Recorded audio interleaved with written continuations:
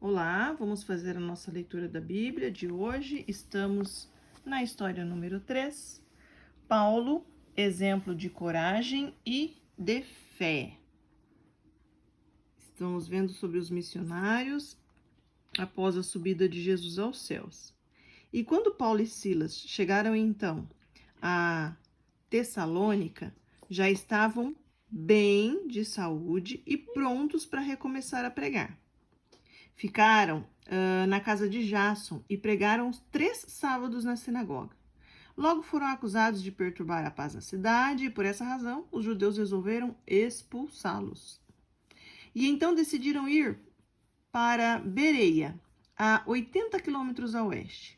As pessoas de Bereia tinham uma característica que eles acharam muito interessante, pois verificavam sempre nas escrituras para ver se o que os discípulos de Jesus diziam e pregavam era de fato verdade.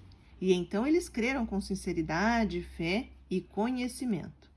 Depois Paulo deixou Silas e Timóteo ali e se dirigiu à Grécia, à cidade de Atenas. Estava cheia de ídolos e ninguém queria dar atenção. Chamaram-no até de tagarela e poucos acreditaram no que ele dizia. E então ele decidiu ir a Corinto.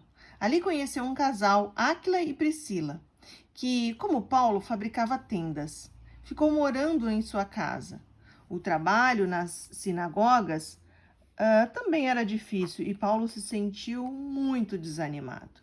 E então teve uma visão de noite em que ouviu o Senhor lhe dizer: "Não tenha medo, fale sem cessar, porque eu estou com você e ninguém lhe fará mal.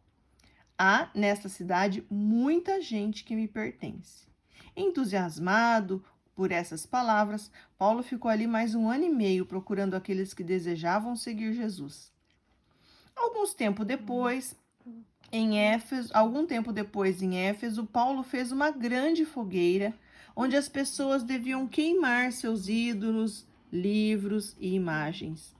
Isso fez com que um ouvires chamado Demétrio, juntamente com outros que ganharam a vida fazendo imagens, se revoltasse contra Paulo. E ele teve de partir. E então ele foi para a Macedônia, na Grécia. Num lugar chamado Troade, Paulo se reuniu com os cristãos numa sala do 3º andar de um prédio. Como ele teria de ir embora no dia seguinte e as pessoas queriam saber mais, ele prolongou sua pregação. Era cerca de meia-noite quando um rapazinho chamado Eutico adormeceu e caiu da janela que estava sentado. Interrompeu-se imediatamente a reunião e todos correram para lhe prestar socorro. O menino estava morto. Paulo se ajoelhou ao lado dele, abraçou-o e disse: "Não se preocupem, o menino está vivo." E depois subiram todos de novo e participaram de uma ceia. Paulo ainda falou até o amanhecer do dia.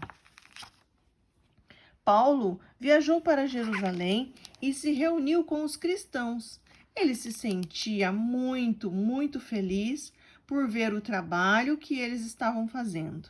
Mas, a certa altura, foi reconhecido pelos judeus que tinham estado contra ele na Ásia Menor. Foi apanhado e arrastado pela multidão de judeus que queria matá-lo. Valeu-lhe o fato de ser um cidadão romano e de ter aparecido ali um grupo de soldados romanos. Era contra a lei um judeu maltratar um romano. Paulo, naquela noite, sentiu-se muito desanimado por não ter conseguido falar à multidão, mas, sobretudo, aos líderes. E foi então que o Senhor lhe disse que ele iria a Roma. Entretanto, na manhã seguinte, um grupo de mais ou menos 40 judeus fizeram o juramento de não comer nem beber até conseguirem matar Paulo. Ele saiu dali graças à ajuda de um sobrinho que foi revelar ao oficial romano o que estavam maquinando contra Paulo. O oficial mandou organizar então um pequeno exército para levar Paulo em segurança para o entregarem ao governador Félix. E ninguém desconfiou que era Paulo, a figura encapuçada que ia a cavalo no meio dos soldados. Amém, meninos? Amém. Amém. Essa é a história do discípulo Paulo. Amém.